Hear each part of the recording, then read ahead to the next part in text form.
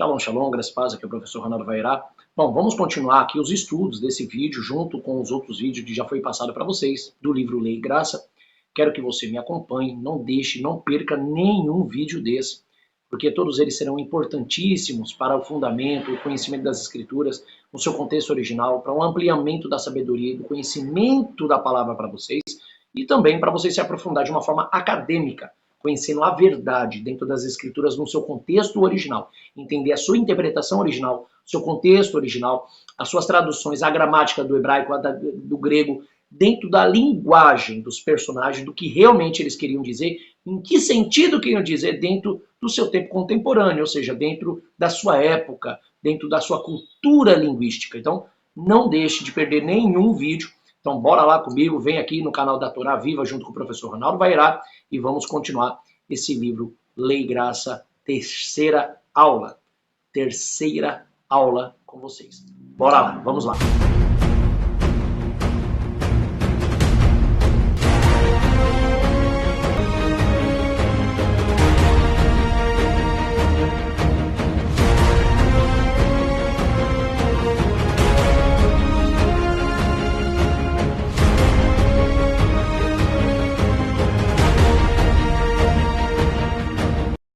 Bom, vocês estando comigo aqui, ó, na página 24, tá? Desse estudo da Torá Viva. Nós paramos aqui na página 24, desde a segunda aula, da aula 2 do livro Lei e Graça. E aqui na página 24 está escrito o seguinte, e aqui por enquanto temos uma base bíblica do que é a lei, se ela é boa ou é ruim. Ou seja, você estuda o vídeo anterior, aprenda do que eu passei já para vocês sobre a palavra, sobre a lei de Deus, os mandamentos que foi dado de Deus, que eles foram dados para dar para dar longevidade, né? A lei de Deus ela foi dada para dar longevidade ao homem. E Deus ama a vida porque ele é o Deus da vida. Por isso que o próprio Senhor Jesus, ele vai dizer num debate com os fariseus em relação até mesmo à questão que eles tentaram pegar Jesus em alguma artimanha, né? De acordo com a lei, sobre o casamento, né? E Jesus vai usar um argumento dizendo, olha, Deus é Deus de vivos e não de mortos. Por isso que ele é conhecido como Deus de Abraão, Isaac e Jacó. Mas, poxa, Abraão, Isaac e Jacó morreram. Abraão, Isaac e Jacó não está vivo. Se Abraão, Isaac e Jacó não está vivo, por que que Deus falou que ele é o Deus dos vivos, sendo que eles estão mortos? Porque, na verdade, as descendências, a linhagem de Abraão, ou seja, o povo de Israel, para Deus é eterno. Assim como o ser humano terá uma linhagem contínua e eterna diante de Deus, se assim forem fiéis ao Senhor. Aí dentro da eternidade vem o campo do ensino da ressurreição, a qual nós cremos. Alguns vêm com as suas interpretações no campo da reencarnação, tá? Mas a questão é que o homem que vai um dia vai retornar, mas só vai e só retorna pela permissão de Deus, se Deus ainda permitir que as suas descendências se mantenham vivas nessa terra. É uma questão do ciclo, né? É como se fosse uma laranja. Você abre a laranja, come a laranja, tira a semente, pega aquela semente, planta ela, vai nascer o que de novo? Laranja de novo. E se você tirar aquela laranja do pé, comer ela de novo, tirar a semente, plantar de novo, vai acontecer o quê? É um ciclo. Ela vai nascer de novo. Não aquela mesma laranja que você comeu, mas são das mesmas espécies segundo a sua linhagem, segundo o seu DNA. Se você planta uma semente de laranja, ela não vai nascer uma melancia, né? Não vai nascer uma banana. Então, obviamente, ela vai vir de acordo com a cadeia do seu DNA. É uma cadeia que não acaba, que dentro da palavra isso significa que é eterno, que não termina, que não tem fim, tá bom? Então, vamos lá. Então, para Deus, a eternidade é essa, o ciclo que o Senhor manterá daquilo que foi, há de ressuscitar, há de retornar e há de estar com o eterno, o seu reino eterno sobre essa terra, tá? Então, aí você vai estudar o porquê que Deus deu as leis. As leis não foi dadas só para comandar, só para colocar regras, pontos, rituais, cerimônias. Foi dado para poder trazer ao homem o conhecimento pleno e divino de quem é Deus, fazê-lo eles alcançar a obediência ao ponto de manter a vida longeva, já que o homem agora morre. Então, tanto que, interessante, se Adão pecou, né? E qual foi o pecado? Como Paulo diz, que o pecado é a transgressão da lei. Se Adão transgrediu a lei e a transgressão dessa lei, que é a desobediência, trouxe a morte, então automaticamente a obediência traria vida. Tanto que se Adão tivesse continuado na obediência, Se Adão continuasse obediente e não comesse do fruto, segundo Deus deu uma pequena ordem para testar o homem, segundo a sua obediência, e ele não tivesse comido nem a sua mulher, obviamente eles se manteriam vivos e eternos, ou seja, a imagem e semelhança perfeita de Deus como eles foram feitos. Mas, na realidade, não é bem assim. Eles pecaram, desobedeceram e a desobediência trouxe a morte. Então, se por um Adão, o primeiro homem que Deus formou, pela desobediência entrou a morte no mundo, então pela obediência do segundo Adão, do segundo homem perfeito, que é Yeshua, que é comparado a Adão antes do pecado perfeitamente, esse vai trazer pela sua obediência e o ensina aos homens como obedecer a Deus, como devemos ter uma longevidade, como alcançamos a longa vida, né? Como alcançamos a longevidade da vida durante o percurso da nossa vida, ou seja, a qual é um aproveitamento para Deus, uma oportunidade para Deus usar o seu tempo de vida para ganhar mais vidas na presença do Eterno. Então, por isso que Deus ama a vida e para isso que serve a lei, para que seja longeva a sua vida. Nunca use a frase dizendo, eu sou um cristão, para mim o morrer é lucro e o viver é Cristo. Tá, então, enquanto você vive para Cristo, que é o Messias enviado, para ensinar a lei do Pai que ele mandou, então siga os caminhos dele e aproveite o tempo de vida que você tem o máximo para poder servir a Deus em tempo, fora de tempo, pregue a palavra do Eterno e seja como Paulo, seja como Yeshua, e o desejo era viver não por eles, né? O desejo não era viver por eles mesmos, mas era viver pelos outros, viver pelas pessoas, viver pela palavra de Deus, ensinando essas pessoas para trazer uma longevidade, uma garantia da eternidade sobre a vida deles e da sua descendência. Então isso é a lei, tá? Você vai estudar lá, você vai procurar nos outros vídeos, e aí, por enquanto, nós temos uma base bíblica do que é a lei, se é boa ou é ruim, tá? Então, continuando aqui, por exemplo, Provérbios capítulo 29, versículo 18, aí você faça uma leitura na Bíblia, o Salomão, o próprio filho de Davi, herdando essa sabedoria de obedecer à palavra de Deus, ele diz o seguinte, lá em Provérbios 29, 18, bem-aventurado o que guarda a lei e anda nos seus caminhos, tá? Então, quando ele diz bem-aventurado ou feliz, é aquele que guarda a lei e anda nos seus caminhos, porque esse homem terá prosperidade, bênçãos e farturas de abundâncias na vida, ou seja, uma longevidade, uma vida longa, a qual se prolongará, e é isso que Deus quer, que você tenha uma longa vida para exatamente usar a sua vida para trazer o reino dos céus sobre a vida de outras pessoas, como chegou um dia na sua e na sua família. Então, isso é óbvio, a lei de Deus não é para ser salvo numa eternidade, a lei é para te guiar nesse caminho da salvação e te ensinar a trazer a salvação a outros, como você já está dentro dela. Então, quando você diz, eu não preciso da lei, que a lei já se passou, então passou-se também a salvação sobre a tua vida. Passou-se também, então, a fidelidade de você com Deus. Então, passou-se também a utilidade que você poderia servir a Deus. Então, você não tem necessidade de viver muito. Então, não tem necessidade de ter uma longa vida para Deus, você é inútil. Por isso que ele é bem claro dizendo, no reino nos céus, naquele grande dia, muitos serão chamados de menores no reino dos céus. Isso está escrito, tá? Lá no Evangelho de Mateus, o próprio Yeshua disse isso. Aí daquele que ensinar o teu irmão, né, a não obedecer, e ele mesmo não obedecer ou cumprir a lei como ela deve ser, porque será chamado menor no reino dos céus. Está lá em Mateus capítulo 5. Então, se você quer ser chamado de menor, é sinal que você estará nesse reino, mas será desprezado, porque foi inútil ao Eterno. Não foi um serviço digno que deveria fazer o Eterno. Por isso que Tiago vai dizer, que nós vamos ler aqui, que toda fé, que só tem fé, mas não tem obras e práticas, é morta.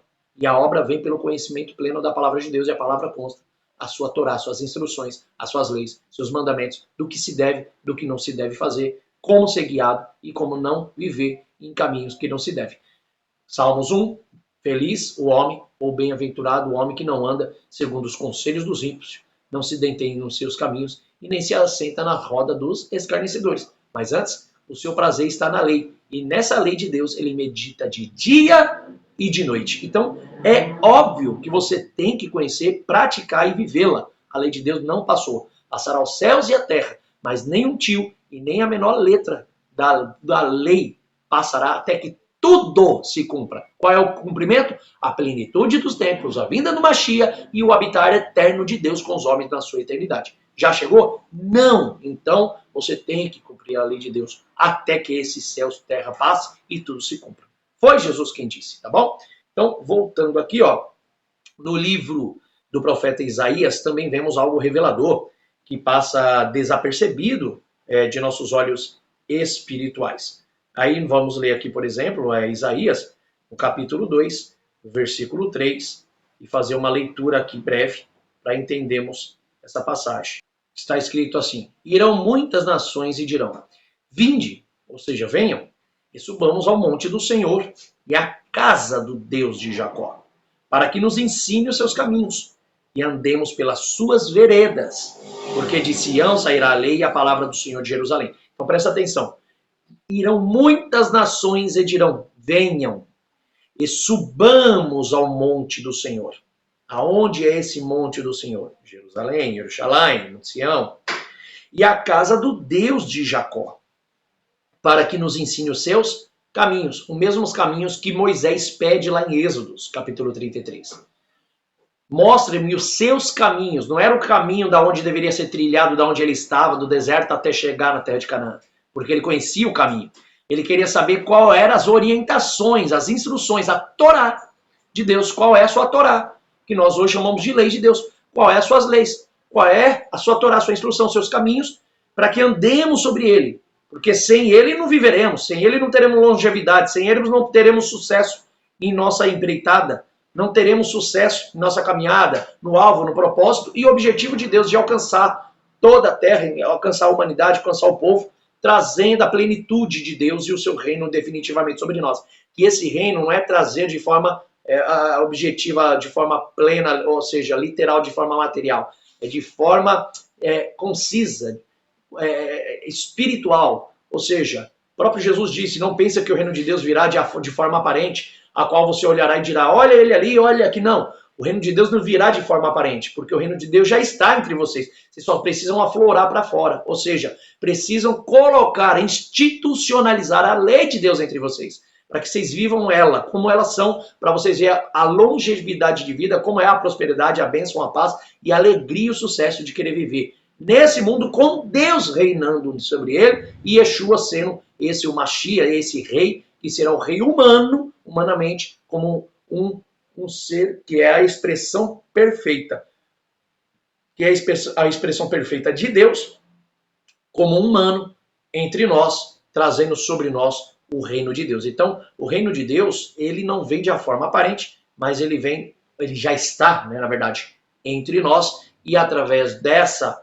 estar entre nós, através desse estar entre nós, ele já quer que seja agora aflorado para fora, que ele seja vivido, tá? E por isso que Isaías profetiza no capítulo 2, versículo 3, dizendo que irão muitas nações e dirão, venham, subimos ao monte do Senhor e à casa do Deus de Jacó para que nos ensine os seus caminhos e andemos pelas suas veredas. Então, andemos pelos ensinos desses caminhos, andamos pelas veredas dessa Torá dele.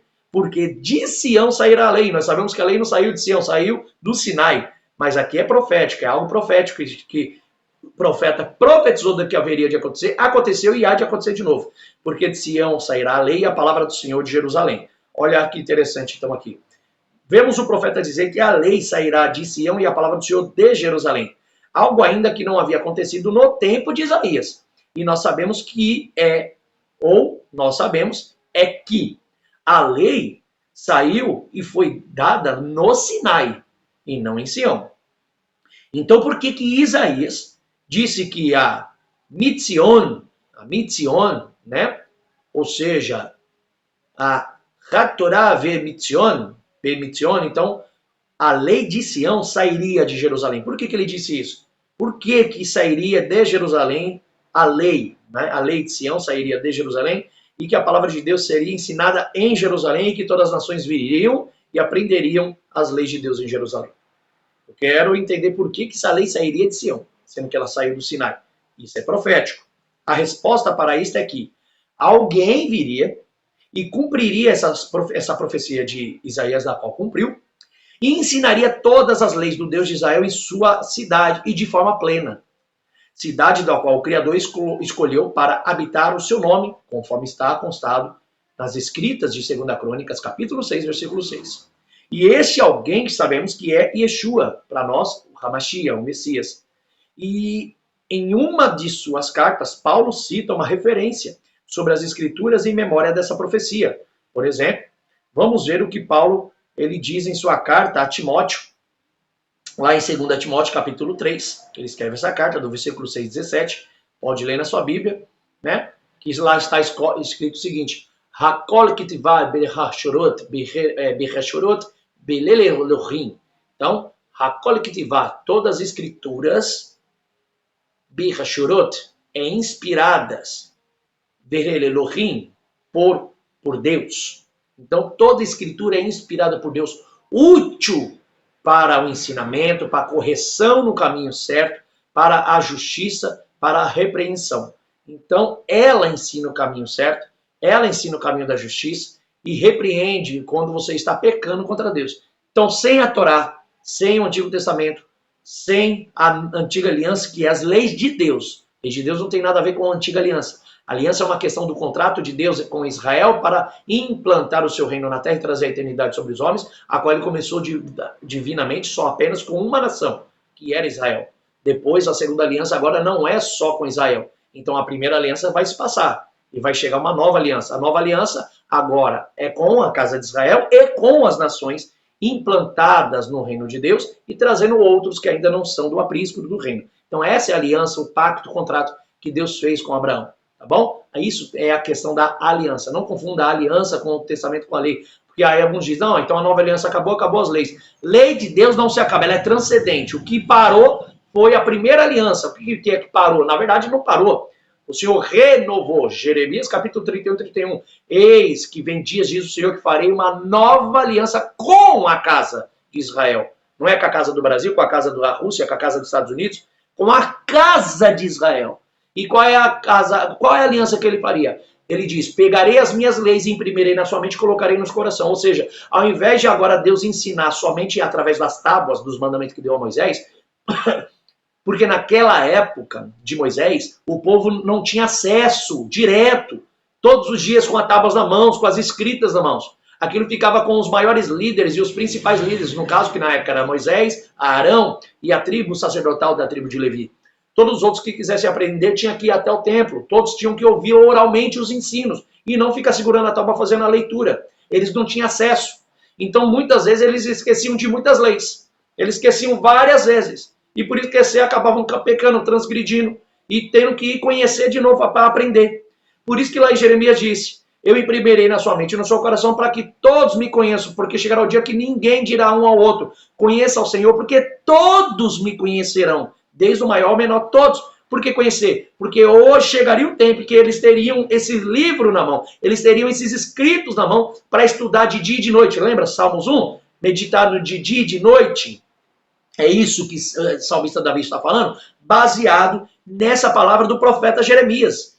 Davi foi inteligente, usou a linguagem de Jeremias, que ele traz a linguagem, Jeremias traz a linguagem lá de Moisés, quer dizer, um efeito de corrente contínua. Isso é uma midrash, uma associação de entendimento bíblico. Então, aquilo que salmista Davi está falando, porque é bem-aventurado o homem que não anda segundo os conselhos dos ímpios, né? E não se detém nos seus caminhos, nem se assenta nas rodas dos escarnecedores. Antes, o seu prazer está na lei de Deus, que medita nela de noite e de dia. Então, quando ele diz que esse prazer é porque essa pessoa agora pode meditar, pode ler. Por isso que lá em Deuteronômio, capítulo 17, por exemplo, 17 ao capítulo 21, os reis, quando eles acordavam nos seus palácios, né, na sua casa real, eles já tinham na cabeceira da cama um translado da lei, uma cópia da Torá que Deus deu a Moisés, para sempre estar lendo e transmitindo isso ao povo, mostrando que ainda o povo mesmo já não tinha tanto acesso ainda. Mas chegaria o tempo que todos teriam acesso para meditar de dia e de noite na lei e na Torá. Para toda vez que ter que fazer algo, precisar saber o que fazer, eles já teriam a instrução e a Torá de Deus do que fazer. Já teriam a lei. Por isso que o Senhor falou que imprimiria na mente, no seu coração. Imprimir não é que Deus ia chegar de uma forma mágica e jogar as leis lá dentro da sua testa, seu coração, e dizer, ó, pronto, tudo que você sentir agora espiritualmente, que vier na sua mente e no seu coração, é porque é a minha lei que está falando em você. Não é isso. E é isso que a teologia cristã criou. Um tal do Espírito Santo em pessoa que fala com eles na mente. Não é. É a própria mente dele, do crente que está falando, e acredita que é o Espírito Santo falando. Não. É ele que acredita. Ah, porque Deus, quando revela agora espiritualmente, eu sei o que é a lei que está na mente e no coração. Não é isso que está descrito. Isso é uma ignorância de interpretação. Quando Jeremias 31, 31 está falando que imprimirei a sua mente, na sua mente e no seu coração, que não é Jeremias falando, é Deus usando a boca de Jeremias, o próprio Deus falando, que imprimirei na sua mente e no seu coração, para que vocês não pequem, mais como pecou no antigo tempo de Moisés, que pecou na época de Moisés, mesmo não tendo a lei, é porque eles tinham a lei oral, os ensinos eram oral. Eu esqueci, eu tinha que fazer uma coisa de acordo com a lei, eu estou numa situação com a minha esposa, uma situação com o meu próximo, uma situação com o meu vizinho, e a questão aqui de acordo com a lei de Deus, o que eu faço? Eu não sei o que fazer. Senhor, se eu for fazer alguma coisa errada, não vai dar certo. O que eu tenho que fazer? Então ele tinha que ir até os líderes, e até Moisés. Por isso que Moisés se assentava numa cadeira, numa porta da entrada, ali das terras de Israel, da onde estavam as tribos, e ali ele julgava o povo, tanto ele como os outros anciões, né? Cada um pegava umas causas, como Jetro, lá em Êxodo capítulo 18, ele conversa com Moisés. Então, os líderes maiores, eles pegavam as causas médias e baixas, né, mais simples para resolver, e as causas mais difíceis iam para Moisés. Tanto que a gente pode fazer até essa leitura aqui na Bíblia, para você entender. Olha só, vamos lá em Êxodo, para você aprender. Presta atenção. Vamos lá, ó. Êxodo capítulo 18, versículo 12, diz assim: Jetro, sogro de Moisés, trouxe uma oferta queimada e sacrifícios para Deus, e Arão aproximou-se com todos os líderes de Israel e para participarem da refeição diante de Deus com os sogros de Moisés. Versículo 13. E no dia seguinte, Moisés se assentou-se para resolver as disputas do povo. O povo permanecia à volta de Moisés de manhã até a noite. Quando o sogro de Moisés viu o que eles faziam com o povo, disse: O que você está fazendo com esse povo? Por que se assenta aí sozinho, com todas as pessoas à sua volta, de manhã até anoitecer? Moisés respondeu ao seu sogro: Isso acontece porque as pessoas procuram-me para receber direção da parte de Deus, procurar na Torá e na lei de Deus o que fazer. Então eles não tinham uma Torá na mão, eles não tinham pedras escritas na mão, eles não tinham madeiras escritas, não tinham manuscritos na mão ainda, como a Bíblia que nós temos com as leis de Deus aqui. Eles não tinham. Como eram os acessos? Tinha que ir lá receber a instrução oralmente de Moisés. Moisés lia o que estava escrito e dizia: na Torá de Deus, segundo aí a situação da sua vida, segundo o que você precisa resolver, de acordo com a lei de Deus, assim. Então eles aprendiam e iam lá gravando. Então Deus falou assim. Então vou lá assim, fazer assim. Então vamos lá, não posso esquecer. E ia lá e falava: tem que resolver assim, de acordo com a lei de Deus. E aí eles resolviam as suas pleitas, as suas causas e necessidades diárias da sua vida, de acordo com a lei de Deus. Mas eles não tinham escrito. Então esse era o problema. Então o povo esquecia muito, e mesmo quando às vezes não esquecia, acabava pecando, né? Por ignorância ou às vezes por dolo. Então o pecado era constante. E Deus estava vendo que essa aliança que ele tinha feito com Abraão, até o seu povo, até o tempo de Moisés e o povo, não estava dando certo, porque o povo tinha que ser um povo santo, puro, conhecedor plenos das leis de Deus, ao ponto de serem conhecidos e reconhecidos, né, como sábios diante das nações, como está aqui em Deuteronômios, capítulo 4, se eu não me engano, do versículo 6. Olha só, está escrito assim, versículo 5 e 6, vejam, ensinei a vocês as leis e regras como o Senhor, meu Deus, me ordenou, para que possam se comportar de acordo com elas na terra, em que entrarão com o objetivo de tomar posse dela. Portanto, guardem-nas e sigam-nas em todos os povos, né? Então, todos os povos os considerarão possuidores de sabedoria e entendimento. Quando eles ouvirem sobre todas essas leis, dirão: essa grande nação é com certeza um povo sábio e detentor de conhecimento. Pois que grande nação existe com um Deus tão próximo como o Senhor nosso Deus está sempre que chamamos por ele. Porque as nações não acreditavam, os homens não acreditavam que um certo Deus tinha uma intimidade e comunhão de viver entre o seu povo. E Deus mostrou isso a Moisés e às nações de Israel, através de Abraão, a qual nunca se mostrou isso aos gentios, que estavam totalmente avessos, né, alheios ao conhecimento de quem era Deus, o único Deus e as suas leis. Então é isso que Abraão, isso que Moisés, isso que Israel e as suas descendências deveriam fazer, trazer o pleno conhecimento de um único Deus, só existe um, não tem outro, nem igual, nem além, nem depois e nem antes. Um único Deus que tem uma única lei que tem que ser vivida. Aí você vai ver lá, por exemplo, o próprio Paulo falando, porque só há um Deus, a saber, um só Deus e um só Senhor, que é Jesus. Então Deus é um. E as nações de Israel tinham a responsabilidade, quando chegasse na terra de Canaã, de mostrar isso. E não mostraria só em palavras, mas em atitudes, em ações, que prosperariam tanto na terra, ao ponto de o povo falar: que povo sábio é esse? sábios e conhecedores, com entendimentos perfeitos, ao ponto de dizer que Deus anda entre eles. Não é como nossos deuses não. E isso atrairia eles para perto das nações de Israel e eles seriam convertidos também. Então a intenção de Deus era usar esse povo, usar Israel, usar suas nações, dando longa vida a eles, para que dentro dessa longa vida, na jornada da vida, Deus usasse a vida deles para implantar o seu reino também em Canaã e trazer a eternidade sobre os homens. Por isso que Yeshua veio também. Essa é a questão. E parece que não entenderam. Por isso que a Torá, a lei de Deus, lá em Jeremias 31, 31, é bem claro que aqui depois, no capítulo, por exemplo, 18, o próprio Jetro falando com Moisés, vocês leiam aí, Êxodo capítulo 18 direitinho, prestem atenção na história. Depois o próprio Moisés ouviu o conselho do seu sogro, por exemplo, lá em Êxodo 18, 24. Moisés ouviu o conselho do seu sogro e fez tudo como ele disse. Moisés escolheu homens competentes de todo Israel e fez deles líderes do seu povo, encarregados de 1000, encarregados de 100, encarregados de 50, encarregados de 10 pessoas. E normalmente eles decidiam as disputas do povo. Os casos difíceis eram levados para Moisés. Mas toda a questão mais simples era decidida por esses homens que eram encarregados de 1000, de 100, de 50 e de 10. E assim, a seguir, Moisés deixou seu sogro partir e ele voltou para sua terra. Ou seja, ele acatou o conselho. Por isso que, por exemplo, olha que interessante, marca aí na sua Bíblia, Mateus capítulo 23, próprio Jesus vai dizer o seguinte, olha só, então Jesus disse à multidão e aos seus discípulos, os mestres da lei, da Torá e os seus fariseus se assentam na cadeira de Moisés. Portanto, tenham cuidado de fazer tudo o que eles lhe dizem. Tenham cuidado, façam tudo, aprendam o que eles estão ensinando.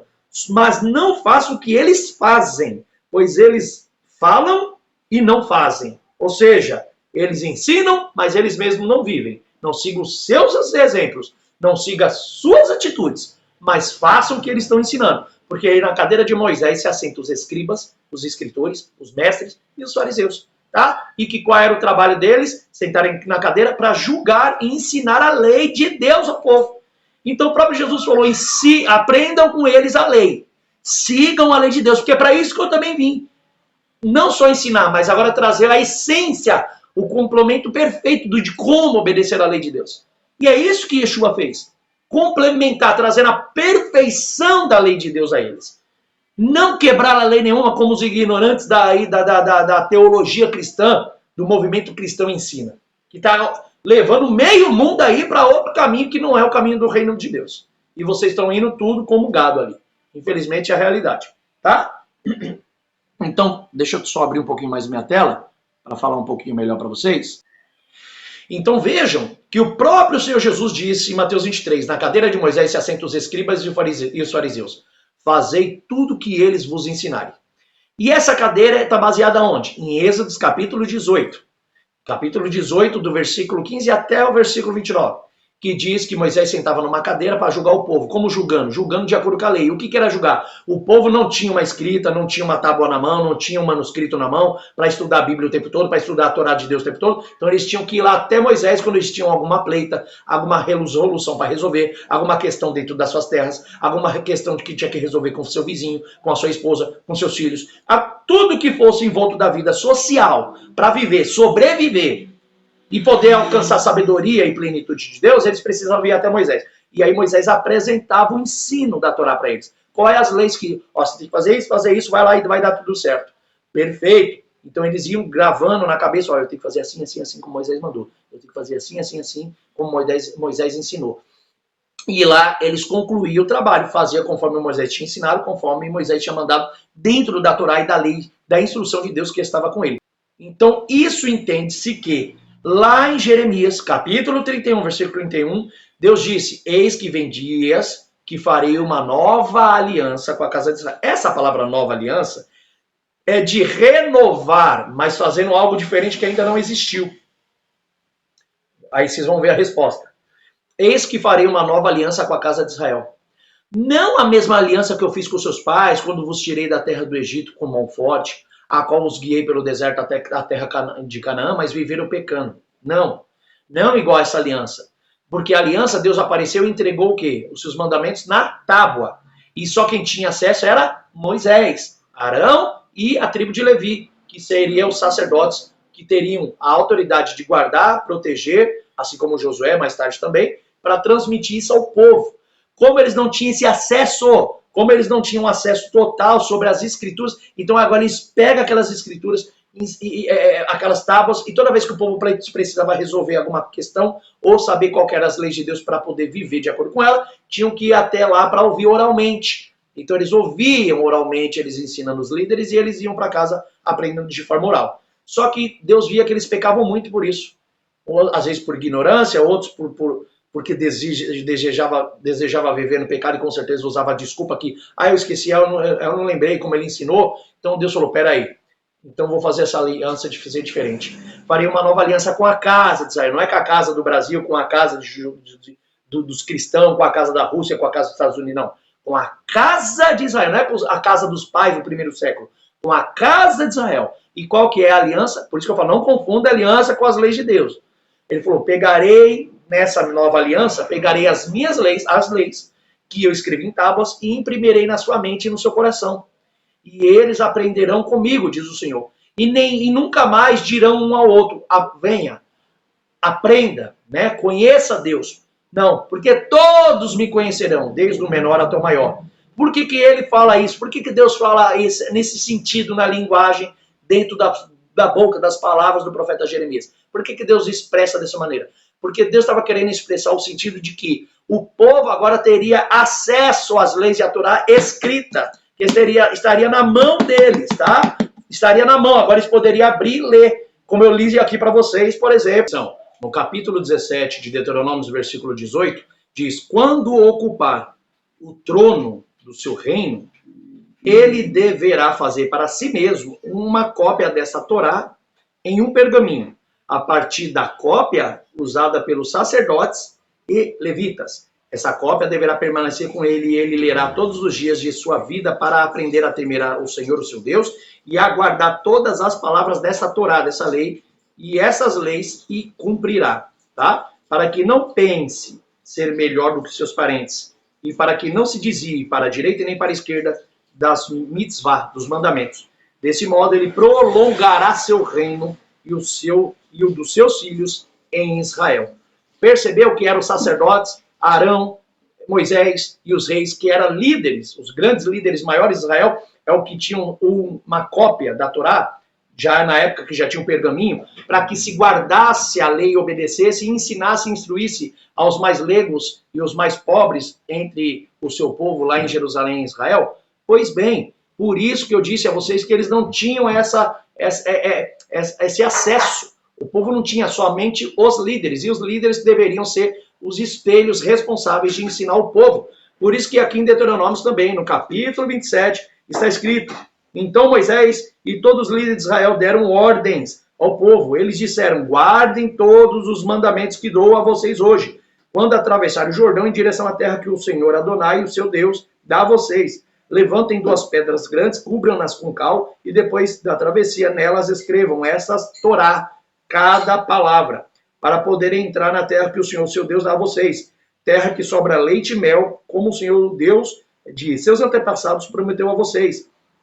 Quando tiverem atravessado o Jordão, levantem essas pedras, como eu ordeno hoje a vocês, no Monte Ebal, e cubram-na com cal, e erijam um altar para o Senhor, seu Deus, um altar feito de pedra. E aí ele explica, para entrar na terra, tá? Olha só, e depois da travessia, versículo 3, e depois da travessia, nelas escrevam esta Torá, cada palavra, para poderem entrar na terra que o Senhor, o seu Deus, dá a vocês. Então essas leis tinham sido dadas, e por que ele manda colocar na pedra? Porque ainda eles não tinham acesso aos pergaminhos total que deveriam. Então eles não estavam usando ainda pergaminhos. Então quando eles entrassem na pedra, tinham que fazer uma rocha enorme, pintada com cal branco, e ali escrever naquele cal branco cada palavra da Torá, que ali os levitas anunciariam, porque Moisés já não estaria mais ali. Então os sacerdotes, os líderes anunciariam as Torás, as leis de Deus, e elas deveriam ser escritas. Então onde eles estivessem, eles tinham que de alguma maneira escrever aquela Torá para não perdê-la, porque é elas que dariam longevidade, vida, sabedoria, conhecimento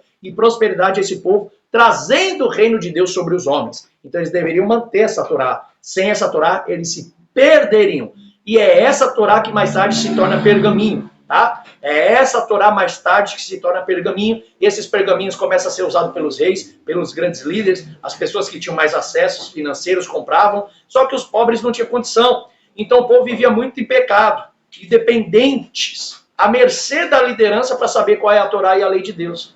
Aí o que Deus vai fazer? Jeremias capítulo 31, olha lá, tá vendo? Vocês estão aprendendo de primeira mão. Aí Jeremias capítulo 31, está escrito no versículo 30, está escrito no versículo 31 em diante. Eis que estão chegando os dias, diz o Senhor, quando farei uma nova aliança com a casa de Israel e com a casa de Judá. Ela não será como a aliança que fiz com seus pais um dia que os tomei pela mão e os tirei da terra do Egito, porque eles violaram minha aliança, ainda que eu da minha parte tinha sido como marido para eles, diz o Senhor, pois essa aliança que farei com a casa de Israel, depois daqueles dias, diz o Senhor, porei minha Torá, olha aí, minha lei, dentro deles, e escreverei em seu coração, e eu serei o Deus deles, e eles serão meu povo. Nunca mais nenhum deles ensinará ao seu companheiro, membro da sua comunidade, ou ao seu irmão, dizendo, conheça Adonai, porque todos me conhecerão, desde o menor até o maior, porque perdoarei os seus pecados e deles nunca mais me lembrarei, ou seja, não lembrarei mais dos seus pecados. Então, essa é a aliança que Deus faz com Israel, e fala que não quebraria a aliança com Israel.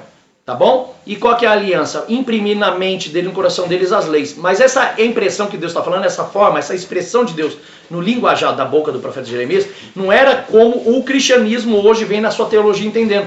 Não. Receberemos o Espírito Santo.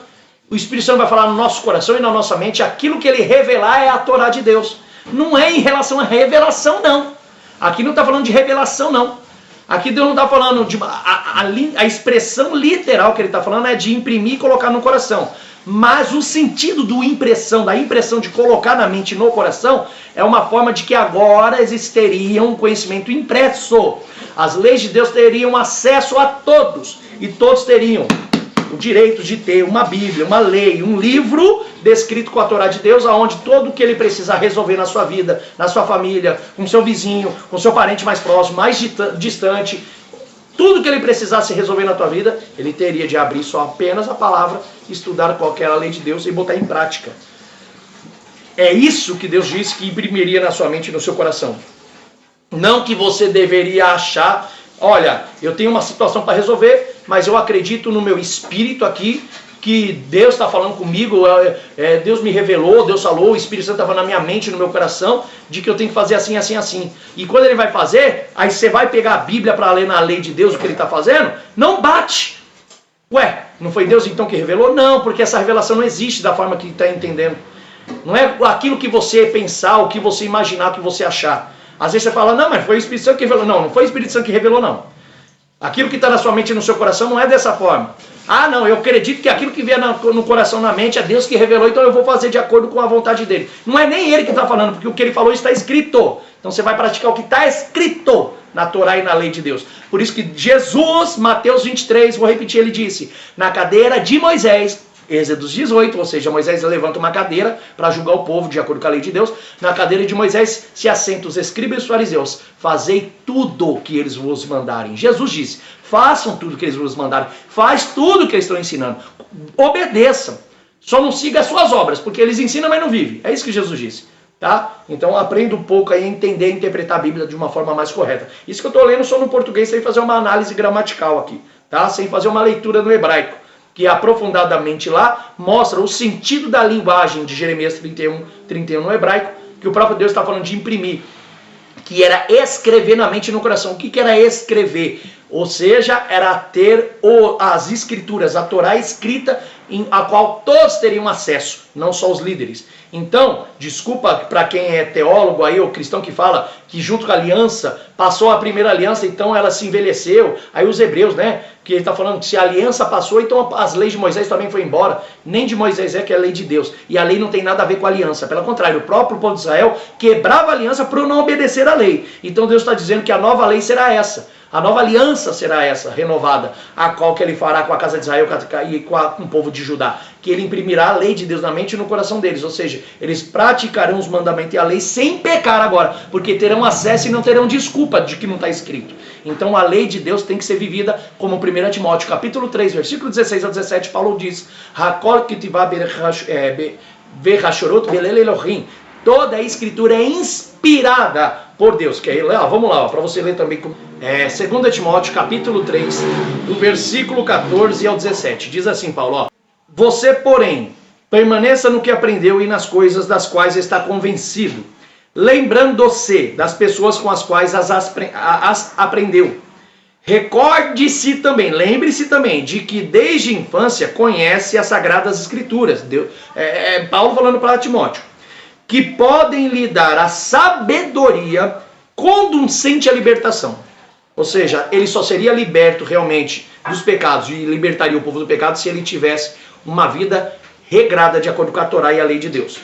Por meio da confiança em Jesus, porque Jesus ensinou a forma plena de seguir a Torá e a lei de Deus, que ele é o Messias. Aí ele diz, toda a escritura é inspirada por Deus e valiosa para ensinar a verdade, convencer do pecado, olha só, para ensinar a verdade, quer conhecer a verdade? Conheça a Torá. Convencer do pecado, você só é convencido do pecado, convence as pessoas do pecado, de acordo com a Torá e com a lei de Deus, que está lá desde do Antigo Testamento, como o povo fala, Antigo Testamento é a Antiga Aliança. Desde o tempo de Moisés, tá? Convencer do pecado. Por quê? Porque no tempo de Paulo não existia Novo Testamento. Não existia. Então Paulo está falando do quê? Está falando do Novo Testamento? Dos Evangelhos, das cartas, do Apocalipse? Não. Paulo está falando da Tanar, da Sagrada Escritura, a Torá, os profetas e os escritos. Está falando da Torá. Então ele está falando que toda a Torá, toda a Escritura é inspirada por Deus, valiosa para ensinar a verdade, convencer do pecado, corrigir erros. Se você vive no erro, você só vai se corrigir se estiver de acordo com essa lei. Por isso que a igreja vive pecando, porque os próprios pastores ensinam que não existe mais lei de Moisés, que não é obrigado a seguir. E treinar você no viver correto. Você vai ser treinado para viver no viver correto de acordo com Deus, e não de acordo com o que você acha.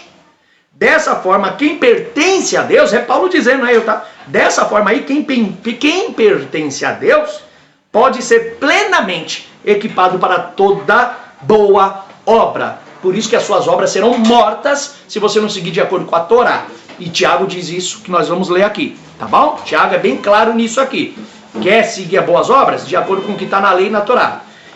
Desde a sua vida cerimonial, religiosa, ritual, social, tá bom? Familiar, todas as áreas suas têm que ser baseadas na Torá e na lei.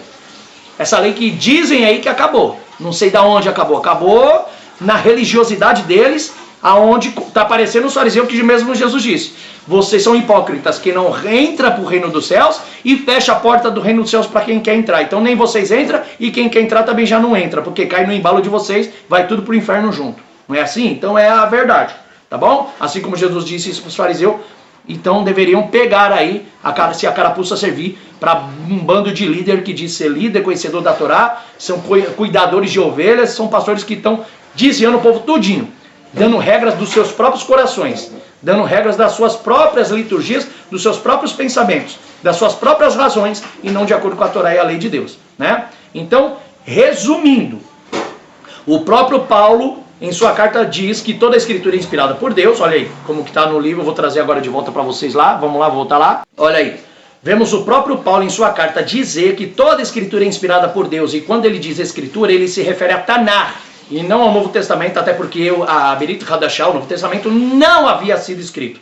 E o que quer dizer Tanar? Elas são 3 palavras, são as 3 primeiras letras do livro da Antiga Aliança, ou Antigo Testamento, começando pelos 5 primeiros livros do Pentateuco, chamado de Torá, tá? Que é Gênesis, Êxodo, Levíticos, Números e Deuteronômio. 5 primeiros livros. Então esses 5 primeiros livros do Pentateuco é chamado de Torá, que a primeira letra é o T. Tá bom? Aí depois vem os livros dos profetas, que é chamado no hebraico de Nevim. Então Nevim começa com a letra N, por isso que é T de Torá, N de Nevim, e depois os escritos, como Salmos, Daniel, Ruth, Juízes, Samuel, Provérbios e tal. Esses são os escritos, que aí no hebraico é chamado de Ketubim. E Ketubim começa com a letra K. T de Torá, N de Nevim, K de Ketubim. T-N-K. Tanar. Essa é a Tanar, é a Sagrada Escritura, a Antiga Aliança, o Antigo Testamento. E Paulo diz dela, que ela é a inspirada, qual acabei de ler para vocês. E são esses os livros que Paulo se refere como inspirados por Deus. E isso vai contra algumas teologias de pregadores, ensinadores e até mesmo pregadores famosos, tá bom? Continuando aqui, ó.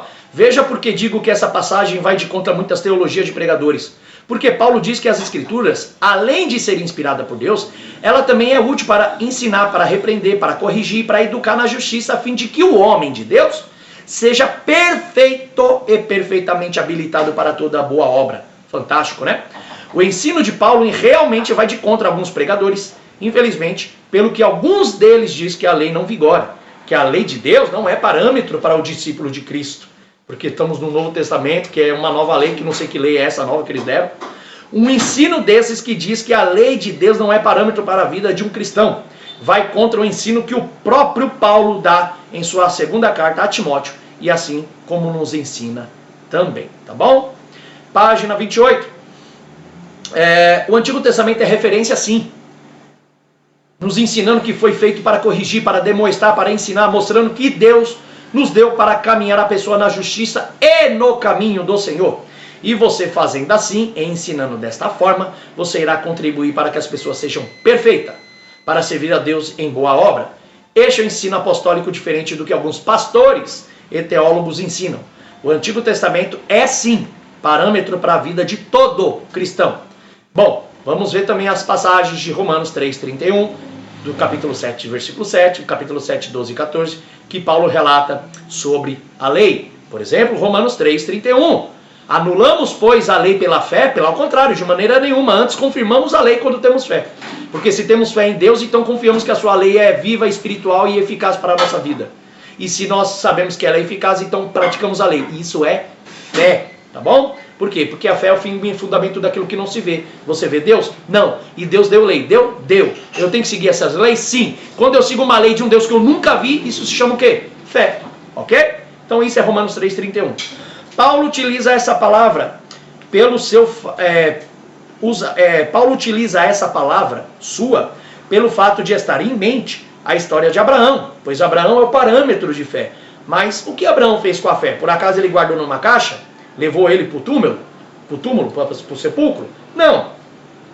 Mas colocou a sua fé na obediência aos mandados de Deus. E foi por essa obediência, pela fé, que ele foi aceito e alcançou a sua promessa. Veja o que Tiago fala em referência de Abraão em sua epístola. Tiago capítulo 2, versículo 21, versículo 26.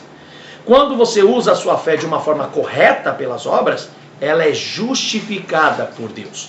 Então aí você lê. O que está escrito lá em Tiago 2, que eu li, falei para vocês, né? Tiago 2, do versículo 21 ao 26. Vamos lá. Tiago vai dizer isso aqui, ó. Do capítulo 2, do versículo 21 ao 26. Olha o que ele diz. Não foi Abraão, nosso pai, declarado justo por causa de seus atos ou das suas obras, quando ofereceu seu filho Isaque sobre o altar? Você pode ver então que a fé de Abraão cooperou com as obras, com as ações. Mediante as ações, as obras, a fé foi completada. Então, senão a fé seria incompleta. Que adianta crer num Deus e não obedecer ao que ele mandou? E a passagem da Tanakh, Sagradas Escrituras, que diz, Abraão teve fé em Deus. Então ele teve fé num Deus que não viu e obedeceu a sua lei. E isso foi creditado na sua conta como justiça. Foi cumprida. Ele foi chamado até mesmo de amigo de Deus. Vejam que uma pessoa é declarada justa por causa da sua obra e não apenas por causa da fé. Não precisa responder mais, né? Da mesma forma, a Raabe, a prostituta, também não foi declarada justa por causa das suas obras, quando acolheu os mensageiros e os enviou por outro caminho? De fato, como o corpo sem espírito está morto, também a fé sem as obras está morta. Qual que é a obra que ele está falando? As ações, a obediência, o sacrifício, lei, que ele sacrificaria o seu filho. Obediência da Raabe, que acreditou que aquele povo era o povo escolhido que dominaria aquelas terras que Deus enviou, de acordo com a sua lei. Lei, obediência das obras. E por essas obras, eles foram aceitos e imputados como justos diante de Deus. Tá bom? Não precisa falar mais nada, né? Romanos 7,7 também nos ensina que a lei não é pecado e nem maldição. Pelo contrário, ela nos mostra onde se encontra o pecado e a maldição. Por acaso a lei me tornou maldita? De maneira nenhuma. De maneira nenhuma. Porque sem ela eu não saberia o que é pecado. Tá? E também Romanos 7,12. Porque a lei é justa e o mandamento é santo, justo e bom. Tá bom? Por acaso aquilo que me é bom se tornou ruim? De maneira nenhuma. Tá bom? Então aí agora vamos partir aqui para o capítulo 4 de Yeshua e a sua lei. Presta bem atenção. Muito importante isso aqui. No principal estudo desse livro sobre a lei, agora vamos ver o que Jesus disse a respeito da lei do Pai. Deus, que é o próprio Pai, né? E algumas novidades da qual acredito que vocês podem desconhecer sobre as frases de Yeshua, Jesus ou Cristo.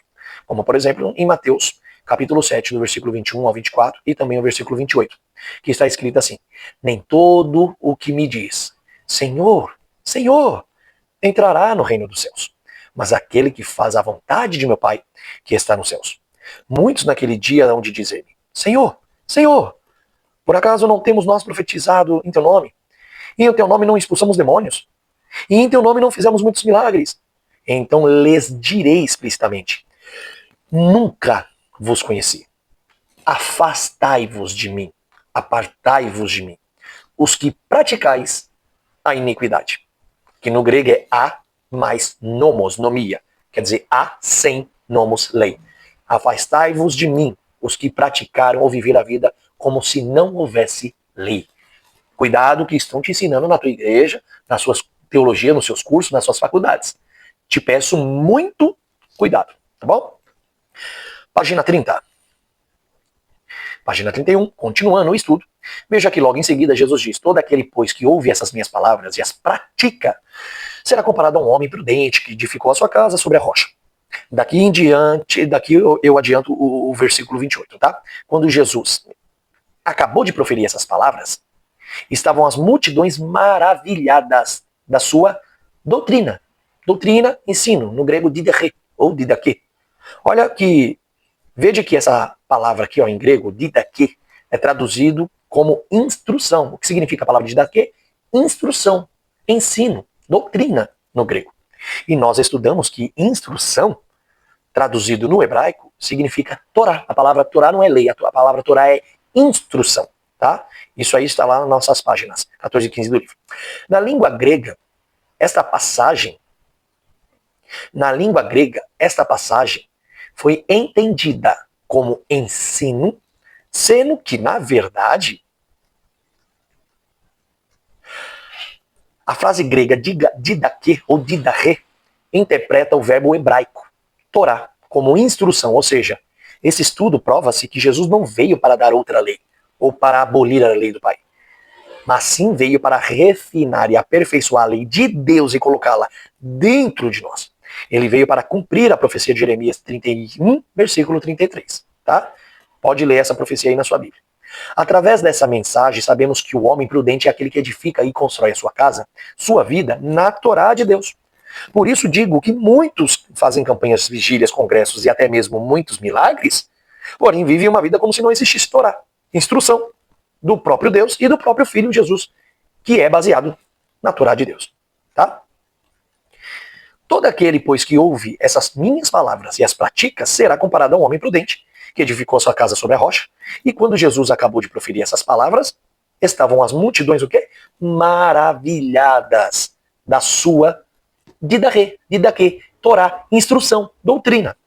Então veja aqui que essas palavras grifadas em vermelho está destacada para entendermos as palavras que Yeshua estava transmitindo às pessoas naquele momento, naquela hora. Pois vemos que a palavra iniquidade no grego é ainomia, ou seja, ainomia é uma palavra que vai além de iniquidade. Ainomia quer dizer sem lei, sem Torá. Jesus estava dizendo: apartai-vos de mim, vocês que praticais a iniquidade, vocês que estão sem Torá, sem lei, vocês que vivem como se não tivesse lei, como se não existisse Torá, ok?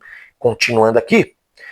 Bem, temos uma passagem na epístola do irmão de Jesus, chamado Jacó, Tiago, no capítulo 1, versículo 23 e 25, ou do 23 ao 25, na verdade, que diz: porque se alguém é ouvinte da palavra e não praticante, assemelha-se ao homem que contempla o seu rosto no espelho, que é no espelho o seu rosto natural, e depois que ele sai do espelho, esqueça-se da sua afeição. Ou seja, mas aquele que considera atentamente na lei perfeita, olha o que Tiago está dizendo, aquele que considera, né, atentamente na lei perfeita, a lei da liberdade, ele chama aqui de Harut Halulot, lei da liberdade, e nela persevera, não sendo somente um ouvinte negligente que só ouve, mas não pratica, mas um operoso praticante, esse será bem feliz, bem-aventurado no que realizar.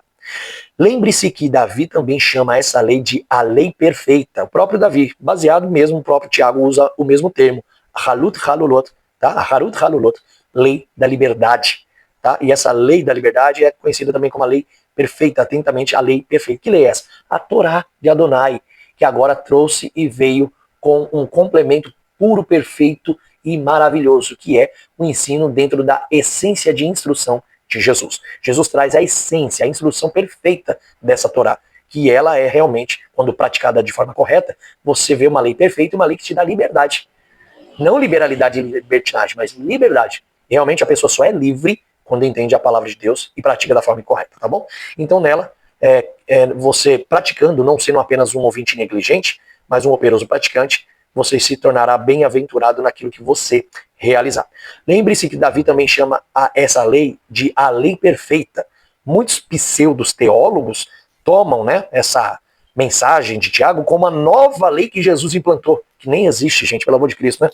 Que a lei que Moisés implantava era uma lei muito precária, insuficiente, que era uma lei maldita, como alguns dizem, né? E a lei que Cristo inaugurou é a lei perfeita, a qual Tiago se refere. Não, Jesus não implantou uma nova lei.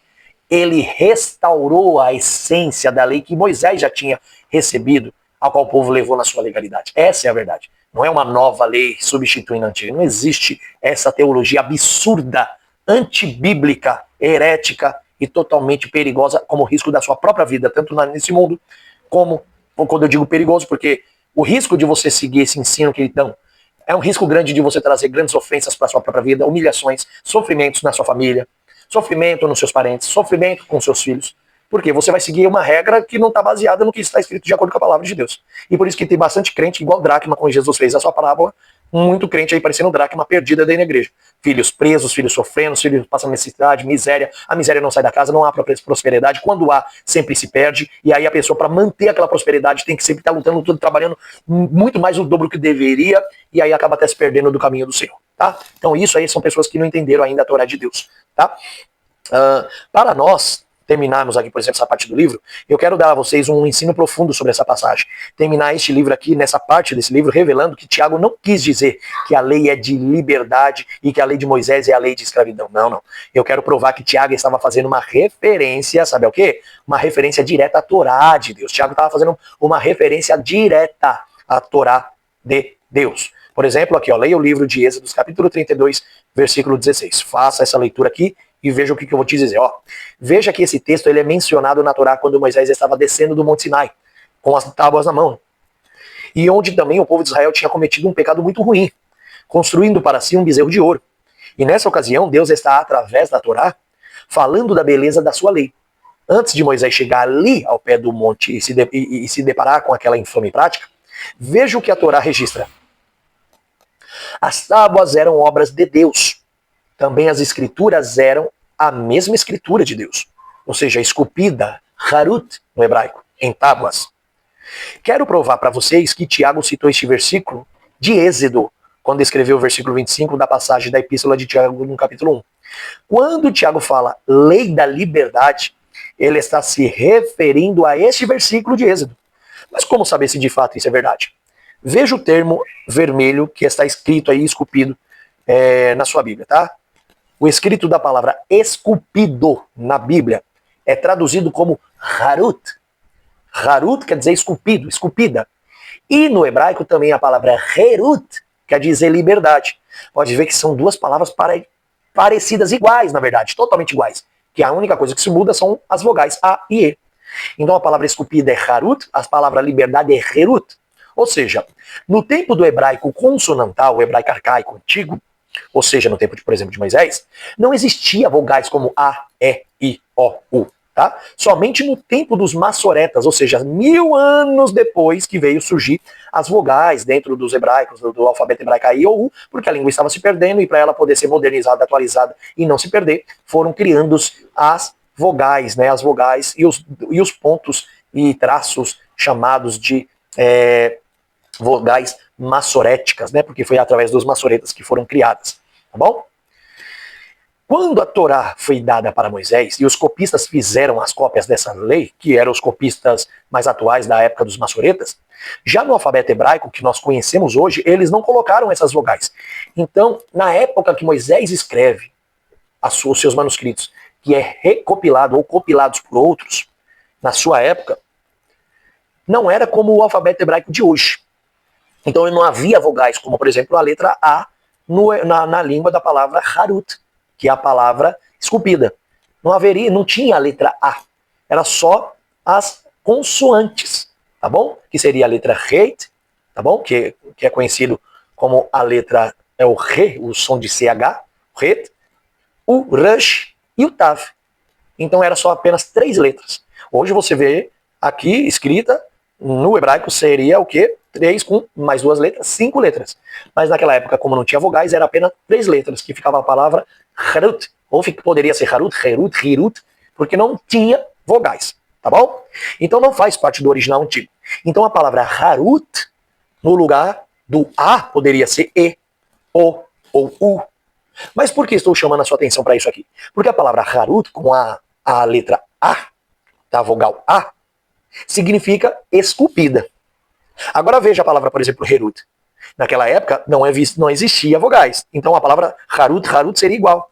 Tanto a palavra para esculpida quanto a palavra para liberdade seria a mesma. Então a palavra Herut quer dizer liberdade. Veja que é a mesma palavra, porém com uma outra vogal abaixo da letra, que é E, que vira Herut. Por isso que, de acordo com o texto de Tiago, ele nos dá uma dica. Como essa palavra lá em Êxodo 32:12 deve ser traduzida da forma correta. Porque quando a palavra Harut foi dada, não havia vogal. As pessoas tinham conhecimento do pai para filho, né, era ensino das escrituras de pai para filho oralmente, e de como era lido. E o hebraico não tinha vogal. A pessoa só aprendia a ler com alguém ensinando-a a ler os textos de forma correta, e as vogais foram criadas somente no ano 1000 pelos tradicionalistas no Tiberíades, na região de Israel. Então o que queremos ensinar é que Tiago fez uma referência direta à Torá de Deus, e ele chama, assim como ela é chamada por Deus em Êxodo 32, de lei da liberdade, Harut Halulot, tá bom? E não lei esculpida em pedras. Acredito que Moisés quis dizer lei da liberdade em tábuas, porque a palavra Herut ou Harut é liberdade ou esculpida, é a mesma palavra. Então quando Moisés, no capítulo 32, diz que Deus deu as letras ou as palavras esculpida em tábua, a palavra esculpida, Harut, pode ser dada as palavras da liberdade em tábuas. Então a palavra lá pode ser esculpida ou pode ser liberdade, porque não havia vogais. Então Moisés, no capítulo 32, estava dizendo assim: e assim o Senhor deu as suas palavras que foram de liberdade nas tábuas, ou esculpidas em tábuas. Esculpida ou liberdade, tá? Então é chamada de lei da liberdade. É essa expressão que Tiago está usando na sua passagem, tá? Acompanha comigo aqui, ó. Vamos lá na outra página aqui, olha só. Êxodo 32:16. Vou fazer essa leitura aí na minha Bíblia. Você pode fazer na sua Bíblia aí. Êxodos 32:16. Olha só. Êxodos 32:16. As tábuas eram obra de Deus, e a escrita foi feita pelo próprio Deus. Gravadas, esculpidas nas tábuas. Ou seja, traduzindo, as tábuas não eram obra de Deus, e a escrita foi feita pelo próprio Deus. Liberdade nas tábuas. Tá? Então, a Herut, Harut é gravada ou esculpida, ou liberdade em tábuas. Tá bom? Então, ao invés de esculpidas em tábuas, a leitura também pode ser lida como Herut alal lohot, tá? Herut alal lohot, liberdade em tábuas. E a essa mesma lei da liberdade que foi dada em tábuas, que Tiago se refere lá no capítulo 1 do versículo 25. Veja como a obra de Jesus, né? Com a obra de Jesus, nós vemos com a obra de Jesus, Jesus ele escreve essas mesmas leis em nosso coração, lembrando de Jeremias 31:31, que anuncia que faria uma nova aliança com a casa de Israel, e que nessa nova aliança iria consistir numa lei escrita no coração e impressa e entalhada na mente. Jesus, o Messias de Deus, vem causar essa nova aliança, vem colocá-la em efeito, ou seja, ele vem pega a Torá de Deus e escreve em sua mente, em seu coração, sendo judeu ou não. Porque isto foi um movimento aberto para quem também não é judeu. Foi um propósito divino para unir todas as nações debaixo do céu na terra, para formar a Deus um só povo. E nós somos este povo enxertado na oliveira boa de Israel e unidos à comunidade do povo de Deus, com as mesmas leis, as mesmas promessas e heranças para sempre. Romanos 11, no versículo 1, 36 e Efésios 2, do versículo 11 ao 22, tá? Então deixo vocês com esses estudos. Na próxima aula nós vamos participar aqui, ó, a partir da lei de Deus versus o cristianismo. Lei de Deus versus o cristianismo. É uma coisa antagônica incrível. E vamos participar a partir do capítulo 5 e ver do ponto de vista histórico relativamente tardio do cristianismo em relação à lei de Deus, tá? Então eu termino aqui, volto com vocês em tela cheia, presta bem atenção. Não deixe de estudar, continue estudando, continue aprendendo. Que Deus possa fazer você crescer cada vez mais com graça, sabedoria e conhecimento profundo das Sagradas Escrituras. E você venha saber que realmente há dons ainda de sabedoria, de conhecimento, de ciência da palavra que pode ser derramado e que você pode receber esse dom de Deus, tá bom? Que o Eterno vos abençoe. Varechar Adonai vishmirecha, Yair Adonai panavelecha viruneka, Yitzhar Adonai panavelecha vayasen hashalom. Que o Senhor vos abençoe e vos guarde, faça resplandecer o rosto sobre ti, tenha misericórdia de ti, e que o Senhor sobre ti levante seu rosto e coloque em vós a paz, em nome do Senhor Yeshua. Fique com Deus, shalom, até a próxima aula, em nome de Jesus.